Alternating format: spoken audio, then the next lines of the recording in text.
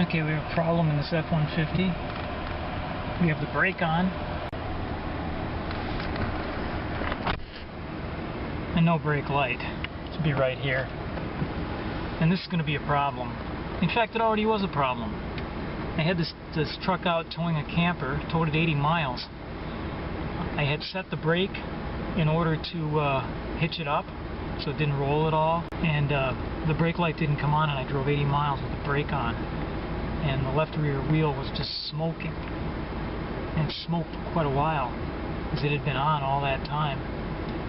Didn't know it till it stopped. So it's important to have this light working, and we're going to have to get it working again. And there it is again. Just set it and reset it. It didn't work. That time it worked. That time it worked. That time it didn't work.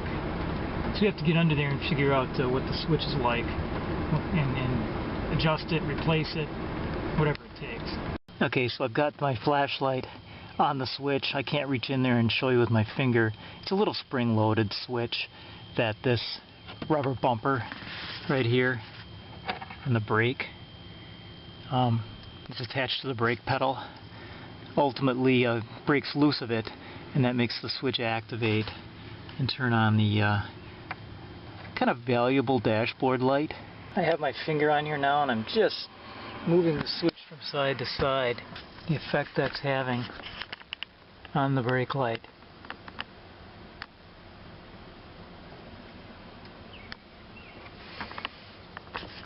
So we're going to take this piece of bottom molding off first in order to... There, this snaps. It's snapped in. So we'll just get this out of the way. Let's see how we can get this piece out, because this is really the one that's in our way. Okay, we're going to remove this piece of molding, and it snaps in. So let's give this a tug. There, you can hear it on the snap. There. Okay, now, hopefully we've got enough, a better view of the switch, and I can see it better now.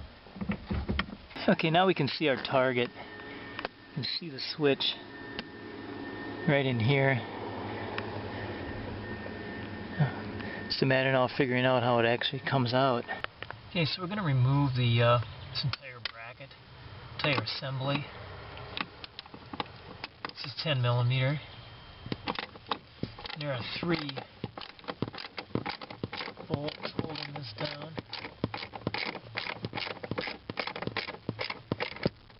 There's one here. There's one right up here. You can see it. Let's put some more light on it. And I can probably see it now.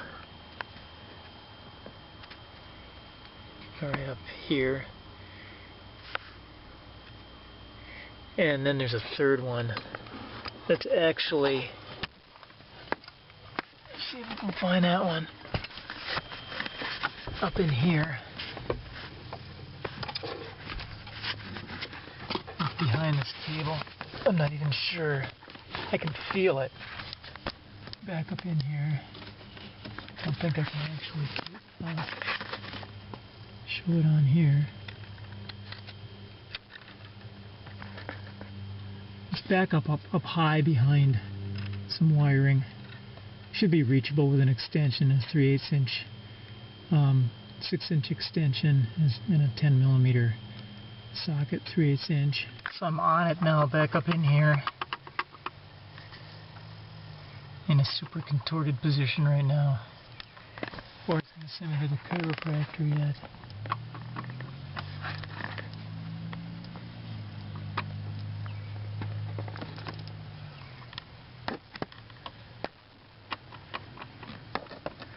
Put a ratchet on that.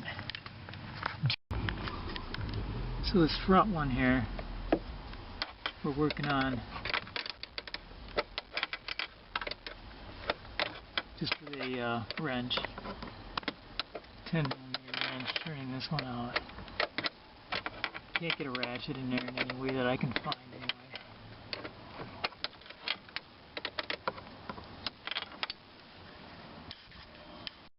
Okay, so this little wire tie on here, little fastener on here, has got to come off. I'm not able to get a tool in there because of it. I just cut it off. It's kind of a one-way deal.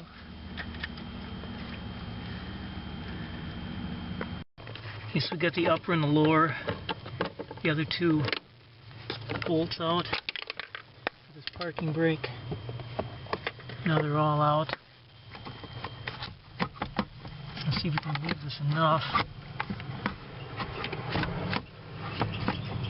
so we can get this switch replaced. Okay, at this point we've unplugged the switch. Had to get in there with two hands, one finger on each side, squeeze it, and pull it off the spade connector. Okay, so with this now down far enough, I'm able to get a 7mm nut driver on here. It's not a perfect angle. It's in there a little bit at an angle. We're getting it out. There it comes, finally.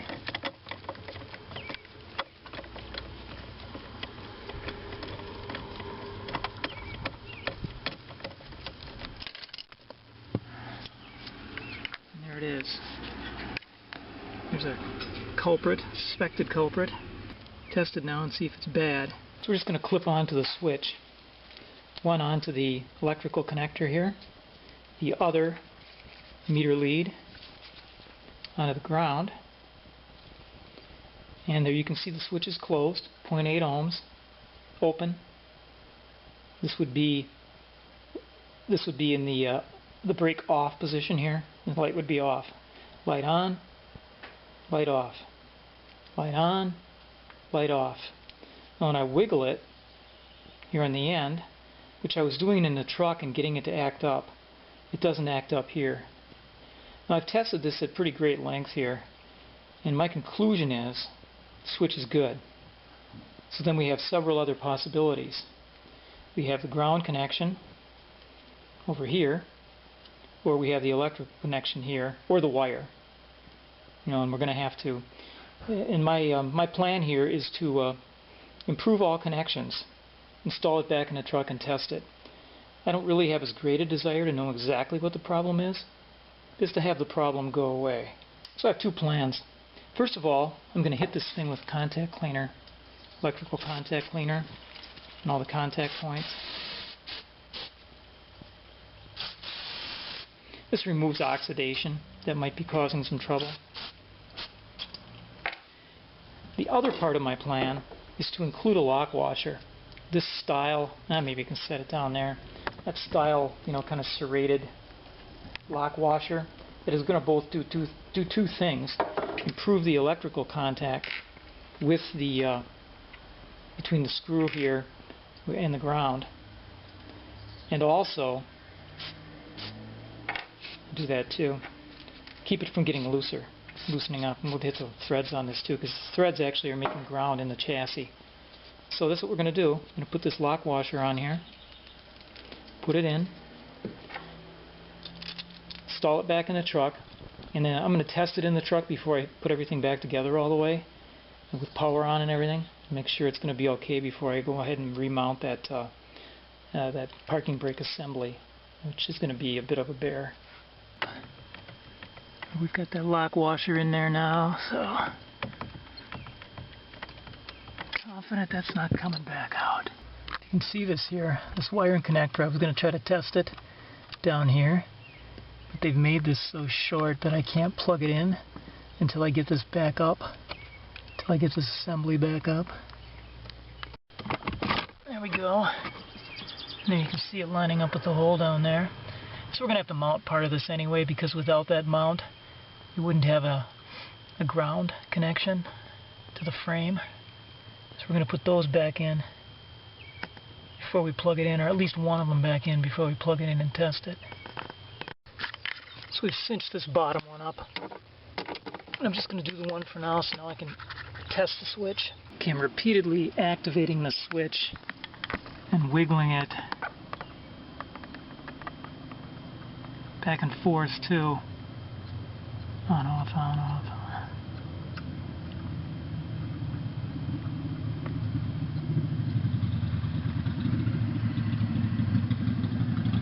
Looks good. I'm going to put this back together. Okay, so we're tightening this back up, remounting the assembly. That's one,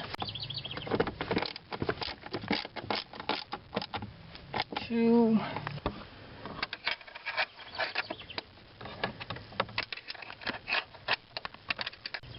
3. Fit the covers. It's a little slot in here. It's going to mate. It's looks like mating, doesn't it? In there. And then they fit into slots on here. Gotta watch out for the weather stripping here a little bit. Get it back on the outside, sort of.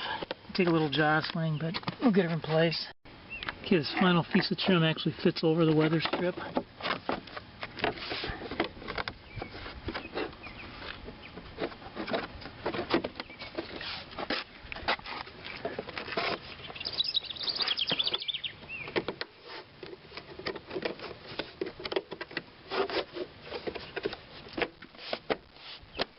There it is. Nice. Okay, we're back and running now, and we're going to give this some final checks. Came on. Off. On. Off. On. Off. On. Off. Okay, so there we go. Problem solved. In this case, not requiring a part. So you can't always tell. Sometimes it does point to a part, and it turns out to be something else, in electrical parts. That's not unusual. So we had a bad connection here. I'm leaning toward the ground, that the ground was bad, and our improvements on that should prevent this from happening. And my back brake, I didn't notice it too much the worse for wear. It wasn't dragging all that hard, but I will keep an eye on this problem one more time. Good. Okay, okay, thanks for watching the video. Up in the upper right hand corner you'll notice I do have a support the channel tab. Appreciate it if you could do that. Any little bit helps in making it possible for me to continue to create quality videos. Thanks again. Bye now. Oh, one more check. So good.